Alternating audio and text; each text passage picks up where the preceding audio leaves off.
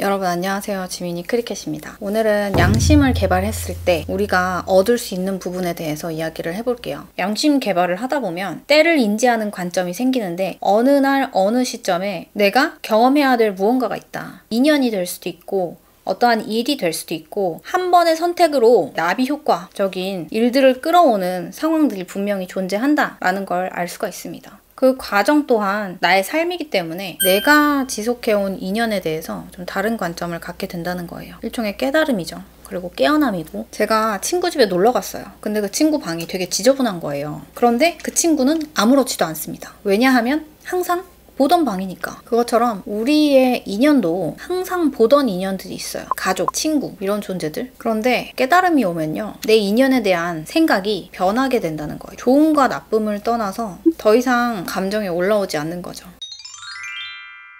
항상 남편에게 매맞는 부인이 있었어요. 근데 하루는 스님이 시주를 받으러 오셨는데 음식하고 이거저거 챙겨주면서 저희 남편이 항상 저를 이렇게 때리는데 어떻게 이 고통에서 벗어날 수 있을까요? 라고 물었습니다. 스님이 가만히 여자를 보시더니 나뭇가지를 가리키면서 저 나뭇가지들을 하나로 뭉쳐서 여러 더미를 집에 갖다 놓으라고 이야기를 하셨어요. 그래서 그대로 했죠. 다음날 또 남편이 여자를 막 때리는 거예요. 그리고 화가 너무 제어가 안 되니까 주변을 둘러보다가 여자가 만들어 놓은 나무 뭉치를 가지고 막 등을 때리기 시작했습니다. 그런데 갑자기 남자가 멈칫했어요. 그리고 내가 왜 당신을 이렇게 때리고 있지? 라는 말을 하면서 그 뒤로 남편의 폭력은 사라졌다고 합니다. 여자가 너무 신기해서 다음에 스님을 만났을 때 물었어요. 스님이 말씀해 주신 대로 했더니 진짜로 남편의 폭력이 멈췄어요. 어떻게 그런 방법을 알려주실 수 있으셨던 겁니까? 라고 했더니 스님이 이렇게 말씀하시는 거예요. 당신 부부는 전생에 말과 마부의 관계였다. 당신이 마부고 당신 남편이 말이었는데 너무 많이 때린 업보가 있었기 때문에 지금 부부지간으로 만나서 맞는 입장에 처해 있게 된 것이다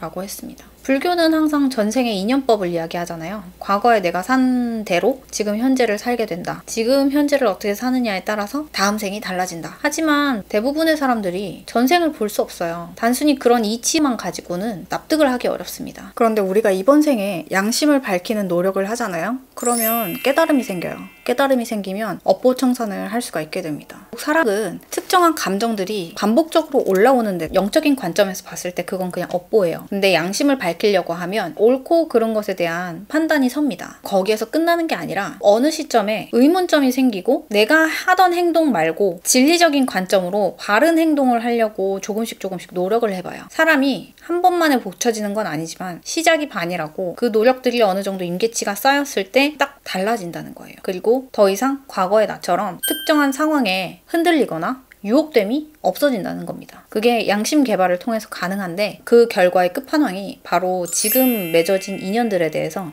다른 관점을 갖게 된다는 거라고 생각해요. 매 순간순간 양심으로 결론을 내리면 정성이 임계치에 도달했을 때 나에게 타고 태어난 인연들까지도 재해석을 할 수 있게 됩니다. 그 깨어남의 과정이 그 순간은 고통스러울 수도 있어요. 내가 정성을 가득 쏟았던 존재일지라도 다른 관점으로 과거에 대해 업보대로 해줄 만큼 해줬다라는 생각이 들면 상대한테 감정이 정리가 됩니다. 항상 무언가 잘못된 관계에 얽혀있다든지 아무리 마음을 다잡으려고 해도 안 되는 인연이 있는 것. 그거는 임계치가 쌓일 때까지 기다려야 된다고 생각해요. 중요한 건 양심 개발을 하려는 노력을 지속했을 때는 분명히 그 끝이 있을 거라는 겁니다. 오히려 그 일을 경험하고 나서는 큰 그릇을 가진 단단한 내가 되어 있을 것이다 라는 확신이 생깁니다. 그 다음 나의 주어진 삶을 자유롭게 살 수 있는 새로운 장이 열린다는 거예요. 그게 바로 진리가 너희를 자유케 하리라 라는 말의 청사진이에요.